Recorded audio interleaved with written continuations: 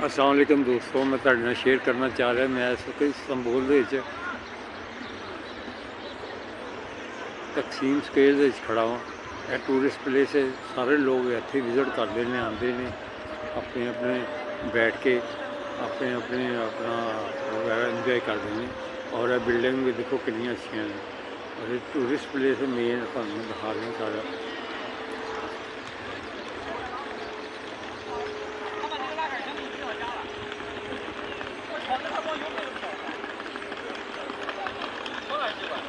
ये करीब ही है मस्जिद।